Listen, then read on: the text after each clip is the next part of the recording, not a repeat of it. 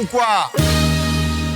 Bonjour et bienvenue dans Caméflex, votre émission hebdomadaire qui ne prend pas de pause. Nous sommes actuellement à Copacabana. Passe-moi une opinion colada. Et oui, nous dorons la pilule pendant que vous nous écoutez déblatérer des bêtises. Actuellement, il y a un monde où on est en train de cuire un cochon de lait. Ouais, c'est ça. C'est dans le vrai monde. C'est le programme de l'été. Tuer un bébé porc. Non, j'aurais jamais dû dire ça. Non, pas comme ça. Dis-le mieux. Manger un délicieux petit cochon enfant qui n'a pas encore atteint l'âge adulte et qui est doué d'un cerveau et d'un intellect mais qui n'a pas développé. Souffert. Il a vraiment souffert. C'est sûr et certain qu'il a souffert. Non. Qui s'est fait arracher à sa mère. T'as toujours envie de le manger là maintenant? Un peu en vrai. C'est ce qui fait de nous des effroyables. On est effroyable. Bonjour et bienvenue dans Caméflex, votre émission cinéma qui revient toutes les semaines, même pendant les grandes vacances d'été scolaire. Et cette semaine, de quel film on va parler, Tom? Aucun, c'est l'émission la plus déconstruite que vous aurez de l'année. Déconstruite. Tom est devenu Je déconstruit. suis devenu hyper déconstruit. Tom, mais t'es déjà un mec déconstruit. Bah moi, oui. Ouais. Je suis pas au stade où je fais la grève du sommeil tant que les contraceptions pour femmes ne sont pas remboursées par la Sécu. Mais ça voudrait dire que tu es pro-femme, donc ça voudrait dire que tu es bizarre. Ouais, c'est ça. Ça veut dire que tu caches un truc, en fait. Ouais, si tu fais ça. Ouais. Comment ça, les performative mail? Ouais, exactement. Ouais, ils me sortent par les trous. Ouais, c'est... Toi, tu mais de toute façon, à partir du moment où quelqu'un me dit je suis déconstruit, non, c'est pas possible. Non, en fait, tu peux tendre à l'être. Être déconstruit, c'est savoir que nous ne sommes pas parfaitement déconstruits. Non, mais c'est ça, tu vois. Il y a un truc où tu peux tendre à l'être, tu peux tendre à être un meilleur humain, à faire attention et tout ça. Et c'est la meilleure chose que tu puisses faire. Après, est-ce qu'il y a vraiment des mecs qui disent ouais, moi je suis full déconstruit? Ouais. Ah oui, ça existe vraiment ça? Ah oui. Faut aller faut aller se faire foutre. Faut aller se faire foutre.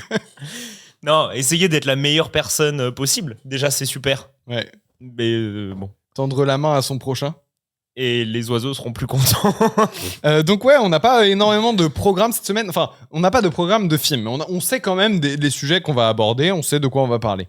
Déjà, moi, j'avais envie qu'on parle des blockbusters de l'été. Notamment... De cet été. Spider-Man et l'Odyssée. Je veux qu'on revienne dessus parce que j'ai l'impression... Enfin, moi, j'ai des choses à dire dessus. Vas-y. J'ai des sentiments à propos de ces films, à propos de cet été, globalement, au cinéma.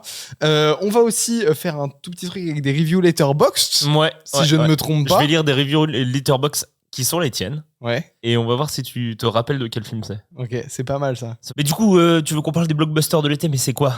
C'est quoi ton grand sujet? Eh bien, déjà, je vais commencer par une question simple. Et vous pouvez carrément y participer, les auditeurs. Les Camézouz, c'est votre petit nom. Ouais, je l'ai recité l'autre jour. Ah ouais? Ça fait des mois et des mois qu'on dit plus les Camézouz, et je l'ai redit l'autre jour. C'est votre petit nom maintenant. Les Camézouz, est-ce que vous êtes contents de cet été cinéma, notamment en termes de blockbusters? Voilà, les films qui ramènent tout le monde, la famille, les enfants, les copains. Donc, c'est surtout les deux grosses sorties avec Tom Holland, l'Odyssée et Spider-Man Brand New Day. Toi, est-ce que t'en es content? Et donc, je vous dis, vous pouvez participer dans les commentaires. Est-ce que les films étaient à la hauteur de vos attentes, tout ça? Tu prends que l'Odyssée et Spider-Man ou tu englobes un petit peu tout ce qui est sorti? Tu peux mettre Supergirl dedans, je sais pas si beaucoup de gens le feront. Ouais.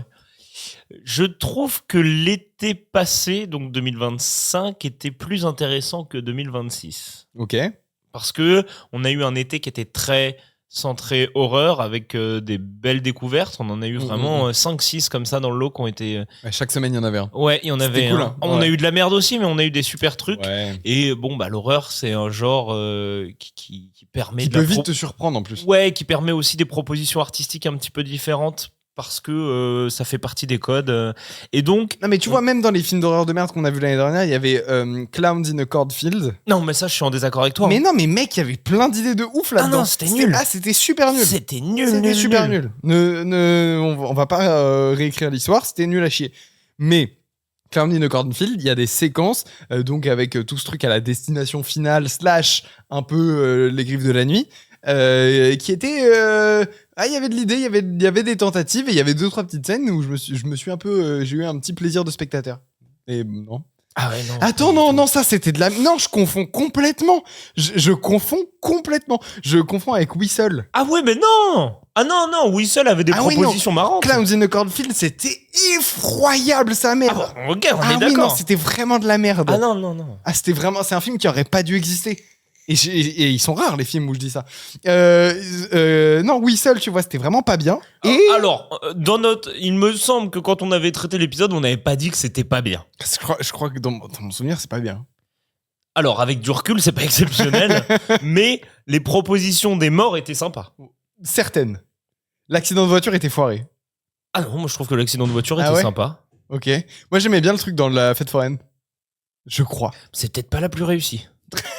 On est tellement désaccords. L'ambiance de la fête foraine était cool, mais la mort était pas exceptionnelle. Bref, c'était un film où il y avait tout un concept autour de... C'était un espèce de slasher, mais néo-slasher. Est-ce qu'on peut rentrer les films à la destination finale dans une autre catégorie du slasher ? Vraie question. Ouais, si. Parce que Mais- c'est la même chose, il y a un tueur qui tue En fait, tout le la monde, mais c'est passerelle mort. entre les deux, ce serait Saw. Tu vois ou pas? Ouais, T'es quand même dans le genre du slasher, mais t'es là pour des morts un petit peu spectaculaires. c'est ça. Mais le slasher, c'est déjà ça. T'as déjà besoin de cette créativité. Oui, mais les là, armes t'as un peu originales. C'est un peu la même chose dans Destination Finale. C'est Ouais, il y a mais juste t'es un- sur une passerelle quand même non, avec Saw. Si, je vois pourquoi tu fais la passerelle avec Saw, c'est le côté ludique. Le côté de d'où va venir la mort, Complètement. qu'est-ce qui va se passer. Je me mets à la place un peu, tu vois, dans Saw, c'est qu'est-ce que je ferais à la place, quel membre je vais me Mais c'est couper. pour ça que toi et moi, on aime bien Saw, qu'on s'est refait la saga et tout, Mais pour malgré, plein de raisons, moi j'aime bien Saw. malgré des films effroyables Ouais. dans cette saga et dans le lot. Hein, mais Voilà la majorité, hein, parce qu'il y en a 12, moi, j'aime bien le 1, j'aime bien le 2. le 3. Non, le 3, il m'emmerde. Non, mais il y en a beaucoup qui sont nuls, mais c'est la saga dans son entièreté En fait, qui est le cool. 2 est fun pour le twist. Ouais. Jusqu'au 6, il y en a beaucoup qui sont nuls, mais ils sont tous tolérables dans leur ensemble. Je trouve, enfin, c'est très Non, agréable à ils regarder. sont dans leur tolérables dans leur mort, mais en fait, il n'y a plus que ça. Non, et non, mais toute dans l'enquête l'ensemble, à côté, dans le c'est côté, naze. dans le quoi. côté série, c'est bien jusqu'au 6. Mais c'est bien quand on le fait entre potes, mais parce que je pense qu'il y a des trucs où on s'est fait des soirées jusqu'à 5h du mat à bouffer la saga, et on était très contents parce qu'on était deux cons avec des bières à se bouffer Oui. une saga. Mais quand t'arrives à Saw 7, Jigsaw, Spiral Ah oui, mais là, t'es et non, Saw 10, ça va, on revient dans la saga normale, je trouve, en termes de qualité. Oui, avec une histoire qui se tient un peu plus debout. Ouais, mais les 4 derniers, fouah, c'est vraiment nul. Le Saw 7, Jigsaw, Spiral, non, du coup, 3 derniers. Spiral, c'était vraiment naze. Pourtant, c'est celui qui se promet être le Attends, premier bon saut, quoi. Jigsaw, c'est avec les lasers dans le coup. C'est le pire. Ah là là là. Ouais, bah, C'est le pire avant Spiral. Et avant ça, le pire, c'est le 7. Ouais. Ah non, c'est vraiment des Et films après, il y a incroyables. eu un dérivé de plein de films du même style. Genre les Escape Games, ils en ont fait 2. Ça, mais Et jamais de ma vie, je regarde ça. Oh, c'était pas bien. Ça, c'est pas bien du tout. Jamais je Non. regarde ça. Non. Surtout que ça arrive pas avec 10 ans de retard, cette merde. Bah, c'est Saw, mais en 2016. Oh, plus tard, je crois. Je crois que Escape Game 2, il est sorti en 2019 ou un truc comme ça, je pense. Ah ouais, ça donne envie. Hein. Non, mais faut pas. Mais donc voilà, Whistle, c'était un peu dans ce style-là. Et même dans des films vraiment mineurs, parce que là, bon, que ce soit bien ou pas, je sais plus, allez réécouter l'épisode. Mais Pour les blockbusters de l'été, moi j'ai une inquiétude dans un premier temps. Et il y a un autre film qui m'a pas déçu alors qu'il aurait pu me décevoir, qui est pas non plus exceptionnel, mais qui est même pas rafraîchissant, qui est juste correctement fait, quoi. de quoi, c'est quoi, Spider-Man? Ouais, Spider-Man. Maintenant, le plus gros sujet, si on prend les blockbusters de l'été, moi, c'est sur l'Odyssée. Je vais pas parler de la qualité du film, parce qu'on a fait un épisode qui était assez lourd et où on a dit la plupart des choses qu'on avait à dire. Par contre, je reviens sur le problème de l'IMAX 70 mm et sur les formats. Il y a 3 ans, on a fait une vidéo complète sur les places attitrées dans les salles de cinéma et sur une envie qu'ont les cinémas à faire Premiumiser à l'expérience. premiumiser une expérience, c'est-à-dire à se rapprocher de ce que fait l'opéra et où les places ont un prix différent et tout ça. Et on y arrive hein, gentiment. J'ai commencé à voir aussi sur Instagram des personnes et même là j'ai vu une créatrice de contenu cinéma sur les réseaux qui dans un de ses TikTok dit qu'elle serait pour que les places aient des prix différents en fonction de la durée des films ou quoi ou qu'est-ce. Et en fait, je trouve que c'est extrêmement dangereux de faire ça. Ouais, de ouf. Je trouve que c'est une très très mauvaise idée. C'est pour ça que j'ai même pas envie de citer la personne parce que je suis en désaccord avec elle, mais j'ai pas envie qu'elle se prenne une shitstorm parce qu'elle a eu un avis avec lequel je suis en désaccord. Et attends, pardon, il faut que je revienne sur l'argument 2 secondes. Parce que un film d'1h10 qui est un chef-d'œuvre comparé à un film de 3 heures qui est une merde infâme, du coup, ça veut dire que le film de 3 heures il dure quand même plus longtemps? Ou un film de 3 heures où il se passe littéralement rien, où ça a vraiment coûté 5 euros, où c'est deux personnes. Non, qui les parlent films dans de une 3 heures coûteraient plus cher qu'un film d'1h10. pièce. Oui, je sais. Mais si le film de 3 heures c'est une merde et que le film d'une heure 10 c'est un chef-d'œuvre, ou alors si le film de 3 heures il a coûté 250 euros, toute taxe comprise, et que le film de 1h10 il a coûté 300 millions de patates, ça n'a aucun sens de se baser que sur la durée. Bien sûr, mais si le film de 3 heures non, il mais a ou la aucune durée star ou d'autres choses, mais le fait que... d'avoir des prix différents, et de toute façon, il y a certains studios et certaines enseignes de cinéma qui voudraient mettre ça en place. Vous avez remarqué comment ça a augmenté les prix de la SNCF parce qu'il y a la tarification dynamique? Je sais pas, je dis ça, je dis rien. On veut vraiment ça pour l'art. Non, et là, en fonction des places, t'aurais des prix différents. Comme à l'opéra, comme au théâtre. Non, mais comme la SNCF. Comme la SNCF. C'est de la merde en bar. Non, mais c'est grave. En fait, genre, on se fait baiser en tant que client. Comment tu peux proposer ça? C'est genre, le client est toujours perdant dans les trucs de tarification dynamique. Mais on va y venir, hein. Et les entreprises sont super gagnantes avec ces histoires-là. Moi, je suis désolé, mais on va y venir, mais parce que quand je vois l'Odyssée avec l'IMAX, il y a un peu de ça en vrai. Oui. Où en fait, tu peux pas jouir de l'intégralité du film, puisque 80% des spectateurs n'iront pas le voir en IMAX parce qu'ils ont pas forcément les moyens, ou parce qu'il y a pas de salle à côté de chez eux, ou pour X autres raisons. Mais moi, c'est ce qui me fait peur. En fait, c'est de me dire que là, c'est open bar en fait, sous couvert de oui, mais je fais de l'art. Les 3/4 des gens ne le verront pas dans leur intégralité. Et j'ai vu les comparaisons entre les mecs 70 mm et ce que j'ai vu en salle, c'est quand même costaud. Putain, il y a un écart. C'est-à-dire que plus t'es pauvre, moins tu vois de films. moins tu vois de films. Non mais c'est vrai, c'est fou. J'ai vu un comparatif. Ok. Bon, apparemment, je suis pauvre et je n'ai vu que 50% de ce qui est possible de voir. C'est un peu grave. Ouais. Je suis désolé. Et le film est pas mauvais, hein. J'ai même pas envie de critiquer le film. Je trouve que sous couvert de oui, je fais de l'art et non, en fait, là, je suis désolé, je fais peut-être le vieux con. Il y a plein de gens qui vont être en désaccord avec moi, mais c'est la porte ouverte à une premiumisation des cinémas et je trouve que c'est dangereux. Ouais, non, mais je suis pas en désaccord avec toi, j'entends. Mais non, moi, c'est pas de ça dont je voulais parler, c'était juste que putain, de la qualité des films. J'ai kiffé Spider-Man. Tu vas en reparler. En fait, j'y repense depuis quelques jours là. T'as envie de le revoir. J'ai grave envie de le revoir. Je suis vraiment la petite pute à Marvel. Mais alors que, soyons honnêtes, j'avais pas du tout envie d'aller voir Spider-Man quand on y allait. J'avais pas même l'Odyssée, je m'en battais les couilles. J'avais aucune attente. Je me laisse plus avoir par le marketing. Je veux pas subir les trailers des studios qui me vendent Monts et Merveilles, encore moins quand c'est Marvel, tu vois. Et pareil, Nolan, pour moi, ça faisait 4 ans qu'il avait pas fait un film que j'aimais, donc je m'attendais à rien. Ça faisait 4 films, pardon, qu'il avait pas fait un film que j'aimais. Et Spider-Man, je parle même pas de la trilogie de John Watt. J'ai trop envie d'aller le revoir, Spider-Man. Et donc, pour toi, là, avec un peu de recul, il n'y a pas eu de nivellement par le bas. Tu considères que c'est un bon film, quand même? Non, en vrai, moi j'aime bien. Ah non, mais c'était une vraie question parce que moi c'est vraiment c'est vraiment les scènes intimes que j'aime trop. C'est vraiment, en fait, c'est ce qui m'a manqué toutes ces années dans Spider-Man. Mais même dans Amazing, il y a pas ce dilemme intime, moral. Quelle storyline toute sa relation avec Gwen, quand même. Il sort juste avec sa meuf, elle est super gentille, elle est trop sympa, c'est Emma Stone, elle est super, ils sortent ensemble dans la vraie vie. Je vois vraiment pas quel est le problème dans cette histoire. À la fin elle meurt. Non, mais si, parce qu'en fait t'as la promesse, dans les Amazing, lui porte une promesse à la fin du premier en mode je dois plus la voir pour la protéger. Ah, c'est vrai. Et donc tout le sujet du 2, c'est t'as raison. Lui s'en veut. Ça marche beaucoup moins bien. Ça marche beaucoup moins bien que dans Brand New Day. Dans Brand New Day, c'est vraiment en mode c'est finito, frère. Alors que là, c'est je la stalk un peu, je suis un peu bizarre. Dans Amazing 2, c'est ça. C'est genre je la stalk, je la regarde du haut de mon petit building. Bon, ok, en vrai, on va ressortir ensemble. On ressent pas ce truc de c'est terrible. À la fin, elle crève quand même. Mais à la fin, elle crève. Mais on n'a jamais vu ce qui se passe après, donc on ressent pas trop à part le fait qu'il même est triste, toutes les scènes coupées qu'auraient dû exister.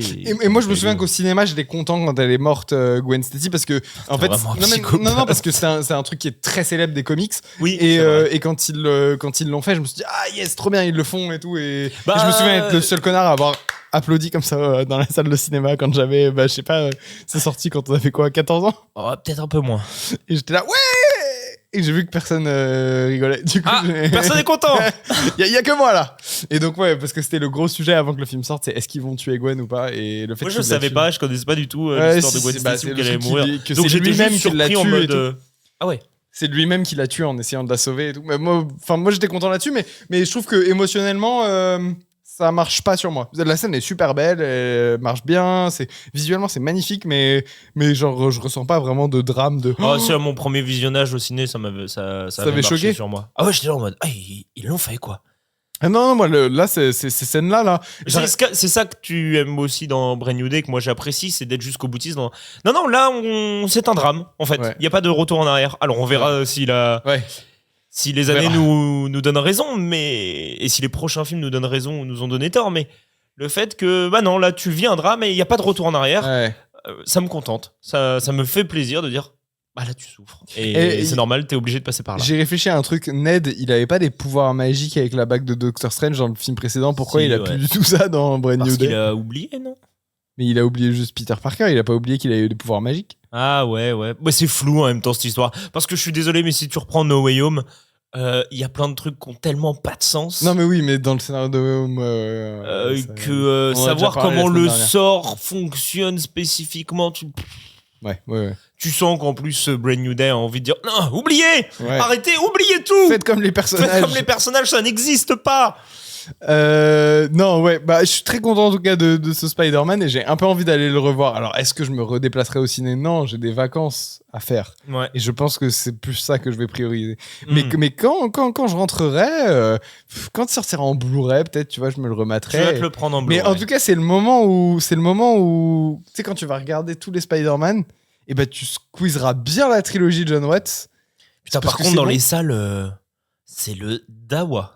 Ah ouais, dans les salles de Spider-Man. Ouais, il y a trop d'histoires de trucs que j'ai vu sur Moi, Twitter. Moi, j'ai vu le truc à Créteil là où il y a quelqu'un qui se prend une gifle et il y a quelqu'un derrière qui fait c'est Spider-Man, s'il vous plaît. Alors oui, j'ai vu ça, mais il y en a d'autres où il y a des bagarres, où il y a des trucs dans tous les sens, où c'est n'importe quoi. Super. C'est génial, ça fait du bien d'aller au cinéma. T'as un mec qui a dit écoutez, je suis pas pro VO, mais en fait là, faut aller voir le film en VO juste pour être tranquille en fait. Mais oui. Non mais bien sûr. C'est pour tous les films. Hein. Ça va être horrible ce que je veux dire. Les séances. Attends, du coup, moi je dois être dans quel mood ? Je pense que tu vas pas être d'accord avec moi. Il faut que je te contredise. Je ne serait-ce que pour le bien de l'émission, l'émission. Alors, si vous allez voir vos films en VF, ça veut pas dire que vous êtes inclus dans ce que je vais dire. Mais en région parisienne, quand tu vas voir tes films en VF, soit tu te retrouves avec un public d'enfants, soit avec un public d'ados. Dans les deux cas, des publics qui ont des QI très peu élevés. Enfin, en tout cas, qui sont en plein développement et donc qui. Ok. Non mais en région parisienne. En fait, il y a tellement d'options de VO. Donc ça veut dire pas Paris. Pas Paris intramuros. Tu parles que en région. Paris intramuros, c'est un peu plus différent parce qu'il y a assez peu de VF en fait à Paris. Eh ben c'est vrai. En vrai, la majorité des cinémas diffusent de la VO. En majorité. C'est plus. Non mais c'est toute la région parisienne, Paris y compris. En vrai, si tu vas à une séance en VF, t'as plus de chances de tomber sur de la merde. Après, le reste de la France, il y a quasiment que de la VF. Donc les séances au VO, elles sont vraiment minoritaires. C'est genre, s'il y en a une, il y en a une le soir à 18h, faut que tu la chopes. Il y en a une un jour sur deux. Ouais. Pour grandir en campagne, ouais. En région parisienne, ce qui se passe, c'est que vraiment, quand tu vas avoir une séance en VF, t'as de grandes chances de tomber sur soit un public d'enfants, soit un public d'ados complètement demeuré, quoi. Et donc, on a tous été ados, on a tous fait des conneries. Moi, mais juste, je ne veux pas aller dans les mêmes salles que ces êtres humains en pleine formation et en pleine puberté. Ça ne m'intéresse pas. Ouais. Genre, faites votre merde dans votre coin. Moi, je vais voir ma séance de Conjuring 4, mais tôt le matin. Tôt le matin, comme ça, vous n'êtes pas là. C'est bien. Comme ça, vous dormez encore. On a la chance d'aller voir tôt le matin les films pour le mercredi et je pense que ça nous a sauvés plus d'une fois. Ouais, et même tôt le matin, il peut s'arriver qu'il y ait de la merde.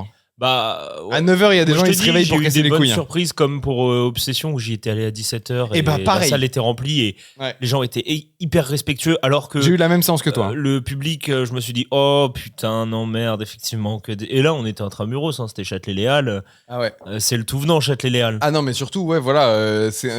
Pareil, moi j'y suis allé avec Oscar à 17h un mercredi.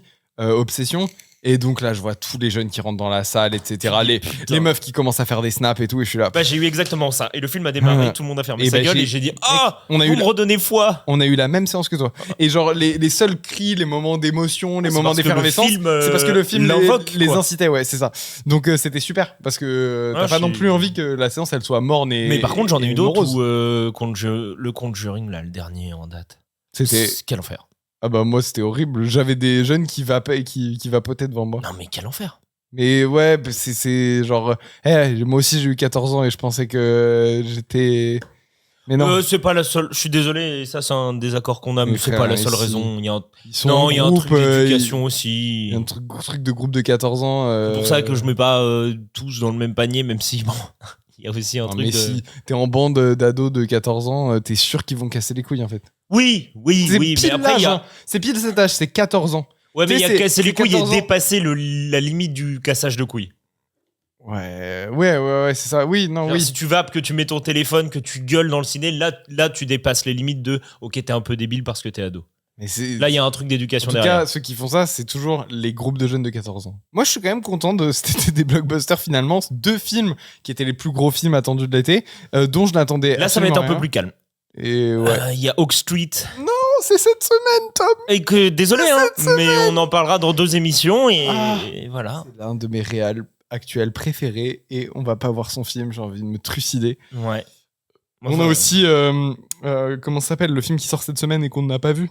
Le film d'horreur.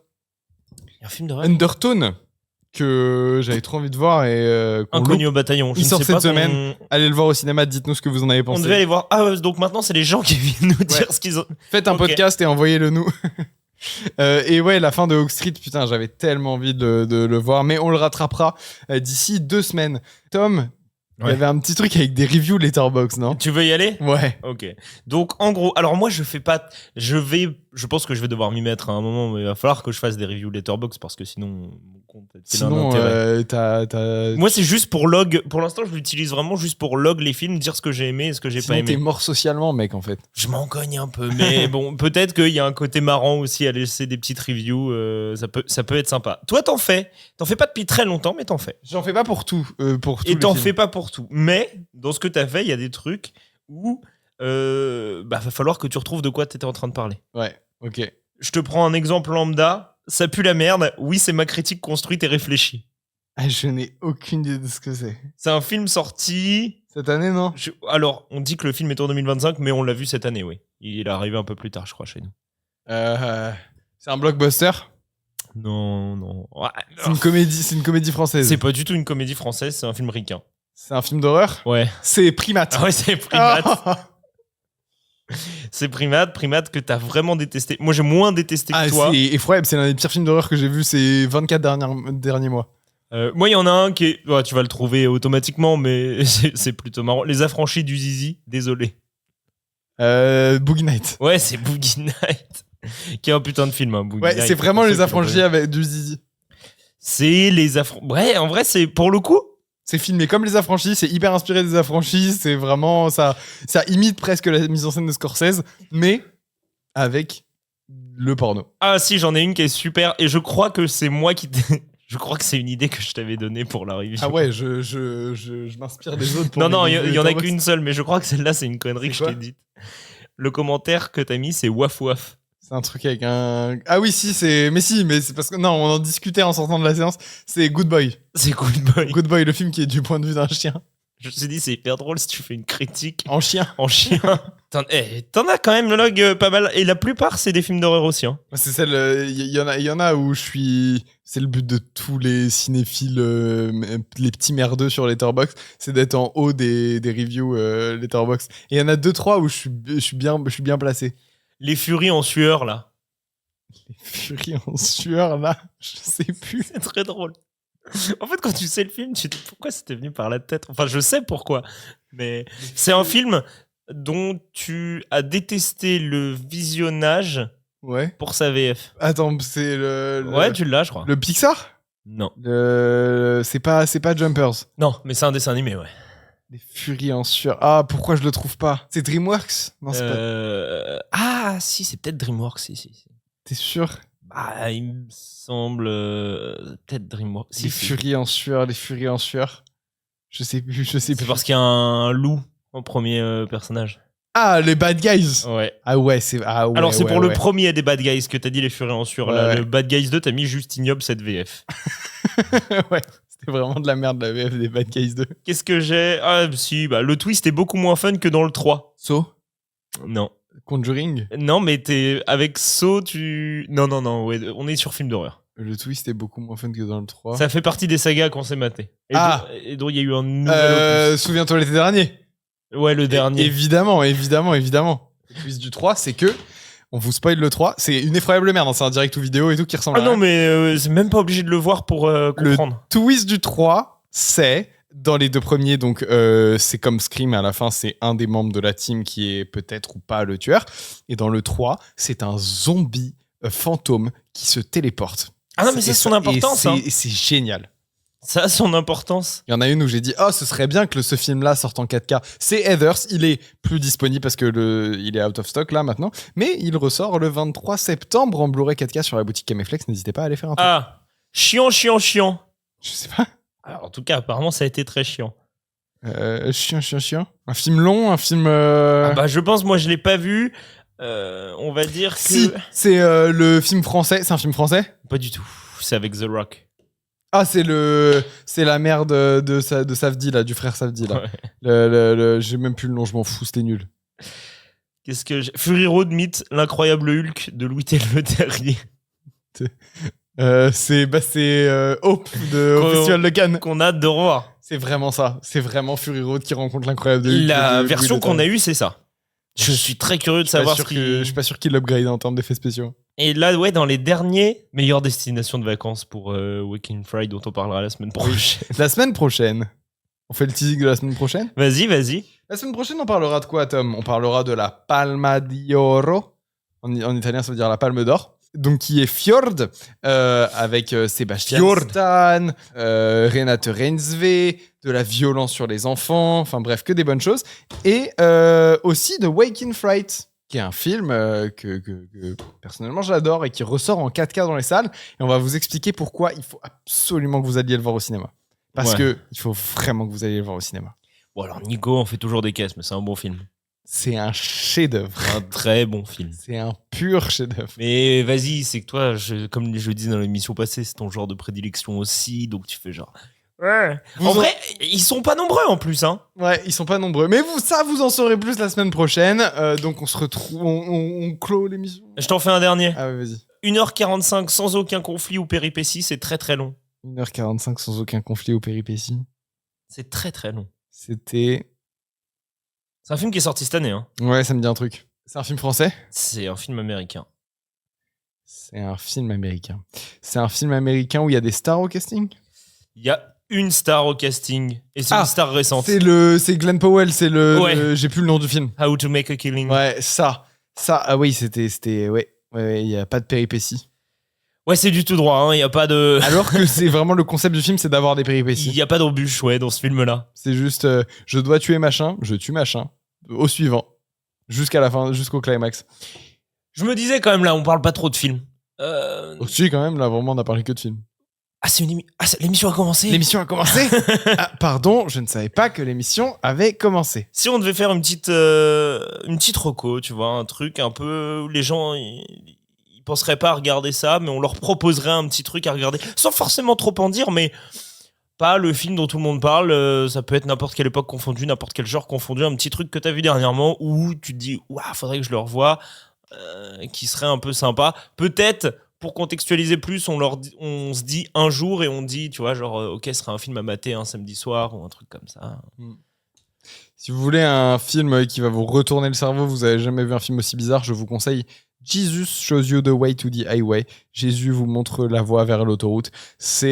Alors, je sais pas dans quelle mesure il est trouvable en France. Ce serait peut-être un film que Cameflex devrait éditer. J'en sais rien. Mais c'est vraiment l'un des trucs les plus chelous que j'ai vu de ma vie. Ça raconte l'histoire d'un agent secret difforme de petite taille, philippin, je crois. D'accord. Qui... Il est difforme et de petite taille, ou alors tu penses que le fait d'être de petite taille est une difformité en soi? Non, il a des problèmes physiques et en plus il est vraiment de petite taille. Enfin, okay. Il a vraiment un physique très atypique. Bien rattrapé, Nicolas. Et donc il est agent secret dans un monde virtuel, mais peut-être réel. Il affronte un un Batman, mais vu qu'ils n'ont pas les droits de Batman, le logo est flouté pendant tout le film. Et il doit résoudre des problèmes avec des agents secrets déguisés en Staline et en John Fitzgerald Kennedy, si ma mémoire est bonne. Et toutes les séquences dans le monde virtuel sont faites en stop motion, mais avec des vrais acteurs. C'est genre en mode, c'est les acteurs qui font de la stop motion. Ah, donc c'est de la roto? Non, c'est genre les acteurs qui bougent comme ça, ils prennent une En photo. stop motion? En stop motion. Ah, c'est curieux. C'est l'un des films les plus tarés que j'ai vu de ma vie. Et quand t'as l'explication du titre à la fin de pourquoi Jésus te montre la voie vers l'autoroute, bah, c'est hilarant, c'est trop bizarre. C'est vraiment, regardez, si vous voulez vraiment avoir le cerveau détruit par la drogue, c'est une bonne expérience. Et toi, Tom? Bah putain, il y a plein de films dont je pourrais parler. En fait, il y en a un que je voulais te montrer, que je voulais revoir. Il s'appelle Ravenous, Vorace en français, avec quand même au casting Guy Pearce, Robert Carlyle, David Arquette, mais bon. Voilà. David Arquette, il joue mal dans tous les scrims. Oui, bah c'est pour ça que je dis que c'est pas l'élément. Il joue vraiment pas bien. Oui, enfin, t'as quand même Robert Carlyle et Guy Pearce. C'est quand même un bon duo, tu vois. C'est un putain de film, mais comment le pitcher? Ce serait une histoire de vampire à un endroit où on s'y attend absolument pas. Et en fait, c'est hyper compliqué. Un peu comme Sinners, non? Non. Non. C'est pas du tout traité de la même façon et tout ça. Mais vaut mieux ne rien savoir du film, en fait. Donc on va couper la phrase que j'ai dite avant. Parce que c'est la grosse surprise. C'est un film sorti en 1999. Ça joue extrêmement bien. Ça t'emporte de A à Z. Et il y a une identité musicale qui est folle. Genre, c'est rare de voir une identité musicale aussi forte dans un film. Et c'est une vraie curiosité, ce film-là. Donc, en vrai, foncez si vous avez l'occasion. Toute la BO est en bossa nova. Hein, juste ça. C'est que de la bossa nova avec Guy Pearce qui est là. Petite danse, petit chassé-croisé. Ça aurait été mieux avec de la bossa nova. Peut-être. Est-ce que tous les films du monde sont meilleurs avec de la bossa nova? Je sais pas. Du Kobu 4 réalisé par Elise Moon avec son album de bossa nova. Ah oui, mais alors l'album de bossa nova d'Elise Moon, j'attendrai Werner pour en parler. Mais il aurait dû le mettre dans du Dès qu'il chante, c'est pas bien, mais les compositions sont plutôt cool. Comme dans l'album de Francky Vincent. T'as écouté un album de Francky Vincent? T'as écouté un morceau de Francky Vincent? Ouais, j'en ai écouté quelques-uns. Du style Francky Vincent, le restaurant. C'était un rêve à réaliser. Avec un personnel de merde qui l'a foutu dans la merde. C'était un morceau qu'il avait fait pour se venger de son personnel de restaurant. De merde. Qui apparemment foutu dans la merde. Paraît-il de il merde. Mais merde avec merde, il est très très fort ce mec. Putain, tu ferais le... Alors, ce serait drôle de la mettre dans un film celle-là. Je te donne 500 000 $ et tu fais un biopic sur Francky Vincent. Bah ouais. J'utilise 20 000, je fais le biopic et je garde le reste. Ah ouais, mais je veux dire, ton premier film et tu seras connu à l'international. Non, si, t'es connu à l'international pour faire le biopic de Francky Vincent. Mais ça peut être très bien fait. Mais en fait, tu t'en fous, personne le verra. Personne à l'international ne verra le biopic de Francky Vincent. Il ne dépend que de toi. Tu as peut-être entre les mains un chef-d'œuvre. C'est possible. Hein. Faudrait que je me renseigne, ça se trouve, il y a un truc à faire. Ouais. Mais je suis sûr qu'il y a un biopic à faire avec Carlos. On a déjà fait des vannes dans l'émission sur le fait qu'on ferait un biopic sur Carlos. Je sais plus à quelle occasion. On avait dit... on met une option sur le biopic sur Carlos, de Carlos. Peut-être. Tiroli Pimpon sur le. Ah oui. C'est quoi? Ça me parle un peu. C'est quoi? C'est Tiroli Pimpon sur le Big Bisou. Et c'est le biopic sur Carlos. Mais je suis sûr qu'il y a un truc à faire. En vrai, c'était une blague dans l'émission. Mais je suis sûr que tu peux faire un film pas effroyable. Ce serait marrant, quoi. On a fait ça. Ouais, on a fait Tiroli Pimpon sur le. Bon, bah, il y en a un qui s'oquip du Francky Vincent et l'autre de Carlos. Moi, je prends Carlos, en vrai. Non, mais le titre est super, moi. Bah, Tiroli Pimpon sur le Big Bisou. Enfin, bref. Voilà. Donc, Ravenous, c'est bien. Ravenous, c'est super. J'arriverai pas à le vendre, donc je sais pas si la partie sera coupée, mais c'est vraiment un excellent film. Et c'est un truc complètement méconnu qui est passé à la trappe. À chaque fois que j'en parle, personne ne sait ce que c'est. Mais c'est vraiment génial. Il est passé comme Caris. Il est passé comme Caris, ouais. Il vient pas de trappe, Caris? J'en sais rien. Si cette blague est factuellement fausse, elle sera coupée au montage. Ça, c'est quoi ton top 3 film d'horreur, toi? Je dis ça parce que j'en ai parlé il y a 2 jours. J'en sais rien, c'est quoi, toi, ton top 3 films d'horreur? Il y a des trucs, est-ce que tu me dis si je peux les mettre dans les films d'horreur? Il y en a un, je sais pas, mais genre le Dracula de Coppola. J'en sais rien, j'ai pas vu. Ah bah oui, c'est vrai. Fous-moi la paix. Bah ouais, je crois que Evil Dead 2, et je l'ai revu cette semaine. Alors, Evil Dead 2, il y a plein de trucs qui vont pas, mais je trouve que ça reste... Il y a plein de trucs qui vont pas?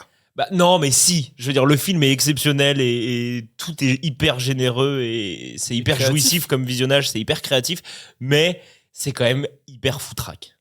Bah, je m'en fous. Mais en même temps, ça fait partie du charme du film et je peux pas lui reprocher. mais c'est hyper foutraque. Il y a des trucs qui sont très drôles, mais ça fait partie de ces films. Tu l'acceptes complètement parce que ça sert le film. Et la pellicule aide. En vrai, moi, je soutiens cette théorie que la pellicule aide justement à ça. Evil Dead 2 en numérique, ce serait pas bien. Non. Et par contre, si je dois prendre un troisième, et là je vais me mettre plein de jeux à dos, mais c'est Us de Jordan Peele. Mais c'est trop bien, Us. Mais de qui tu vas te mettre à dos? Bah en fait, parce que à chaque fois que tu parles de Jordan, bien. à chaque fois que tu parles de Jordan Peele, enfin pas toi, mais Non, mais ok, les gens disent que c'est le moins bon des 3 films qu'il a fait. Bah, qu'est-ce qu'on s'en fout? Les 3 c'est des bangers en vrai. D'accord, ok, c'est le moins bon si vous voulez. Je suis en désaccord. Pour moi, c'est le meilleur. Non mais en vrai, on s'en tape. On s'en tape de mes choix. Non mais on s'en tape de mes avis à moi. Non mais les 3 films, enfin moi je trouve que les gens qui disent qu'il y en a un qui est en dessous, c'est genre non, en vrai les 3 sont super. Arrêtez votre chat. Mais il devait pas sortir un film prochainement, lui. Si, mais il a eu des gros problèmes avec Universal, je crois. Ah ouais? Ouais. Faut remater les Key & Peele ou découvrir les Key & Peele si vous avez jamais regardé, c'est exceptionnel. Ce truc-là, c'est vraiment hilarant. C'est des petits sketchs qui sont retrouvables facilement sur YouTube si vous parlez anglais. Parce qu'ils sont pas tous sous-titrés en français, mais si vous parlez anglais ou si vous le comprenez. Moi, j'adore celui où ils font un pitch, un brainstorming de Gremlins 2. C'est pas mon préféré. Ah, moi, j'adore. C'est pas mon préféré. Où il dit bon, qu'est-ce qu'on met dans Gremlins 2 et tout, et il y a que des idées de merde, et en fait, il fait ah ouais, ça faut trop que ce soit dans le film et tout, et en fait, c'est le vrai film. Mais ils en ont fait. Je sais pas combien ils en ont fait, mais. Ils ont fait une chier, mais il y a des trucs qui sont hilarants dedans. Il y a des trucs qui sont devenus. Le truc sur. Le mec qui rentre chez son pote et où tout est nazi et il trouve une excuse. Le truc sur le fait que. Nos concitoyens qui sont gays avec la caméra qui panne sur lui. C'est hilarant ce truc-là. Mais ils sont allés loin parce qu'ils ont fini par faire un truc avec Obama sur un truc présidentiel, je sais plus ce que c'était, mais où parce qu'ils avaient fait un sketch où il fait la traduction. Il fait la traduction honnête de ce que dirait le président. Et ils avaient fait un sketch tous les deux et ensuite Obama l'a vu et il a aimé et du coup il l'a fait sur un truc à lui. Ouais, et genre il est derrière Obama, il fait la traduction et tout. Et Takei qui est derrière. C'est très drôle. Et c'est les bestes un peu. Bah ouais, parce que nous l'équivalent en France ce serait Eric et Ramsey, non.